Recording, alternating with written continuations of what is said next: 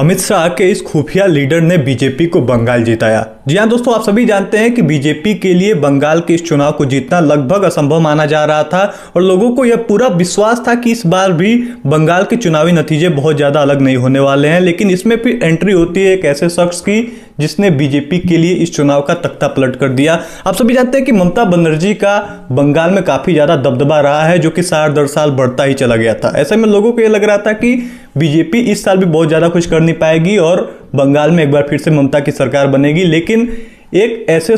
ऐसा शख्स था जिसने बीजेपी के लिए इस चुनाव में पूरा तख्ता पलट कर दिया, जिसने अमित शाह के लिए बीजेपी को ये चुनाव जिता कर दिया है। देखिए, मैं यहाँ पर बात नहीं कर रहा हूँ योगी आदित्यनाथ की, मैं नरेंद्र मोदी जी की भी बात नहीं कर रहा हूँ, मैं बात कर रहा हूँ सुनील बंसल की। ये वो शख्स है जो कि कैमरे से दूर रहा, लेकिन इसने वेस्ट बंगाल की लगभग हर एक बूथ को कवर किया था। हर एक जगह पर लोगों से जो है साइलेंटली मिलना जुलना, उनसे जाकर उनकी जरूरतों को पूछना और सारी चीजें, ये बीजेपी के लिए एक अंडर कवर एजेंट की तरह बंगाल चुनाव में काम कर रहा था, जो कि बीजेपी के लिए काफ़ी ज़्यादा कारगर साबित हुई है। एबीवीपी में भी इसने काम किया है, आरएसएस में भी काम किया है। तो इनको चुनाव में लोगों से किस तरीके से मेलजोल बढ़ाना है, लोगों की ज़रूरतों को कैसे समझना है और किस हिसाब से अपना एक रोड मैप तैयार करना है, ये सुनील बंसल को बहुत अच्छे से पता था। और ये अमित शाह ने इनको बहुत ही साइलेंटली यूज़ किया था इस पूरे चुनाव में। आप सभी जानते हैं कि योगी बाबा भी इसके प्रचार के लिए जो है बंगाल में काफ़ी दिनों तक गए थे और बाकी भी बीजेपी के जो बड़े बड़े नेता थे सभी पहुंचे थे।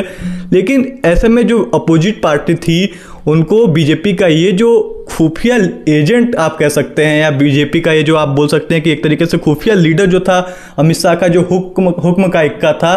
ये अलग तरीके से कारगर काम पड़ गया और ये अपोजिशन पार्टी को एकदम ध्यान ही में नहीं आया। और इसने लगभग हर एक बूथ को बहुत ही साइलेंटली और सीक्रेटली हर एक बूथ को कवर किया था वेस्ट बंगाल में, जो कि बीजेपी के लिए इस चुनाव में काफ़ी ज़्यादा कारगर साबित हुआ है। अमित शाह के लिए काफ़ी ज़्यादा चैलेंज थे इस चुनाव में, क्योंकि आप सभी ने सुना होगा कि बंगाल में अभी तक जो ये टीएमसी के गुंडे थे ये बोल रहे थे कि अमित शाह के अगर दम है तो इस चुनाव के अंत तक अमित शाह जो है बंगाल में रहकर दिखा दे, बीजेपी नहीं जीतेगी, और काफ़ी ऐसी खबरें आ रही थी।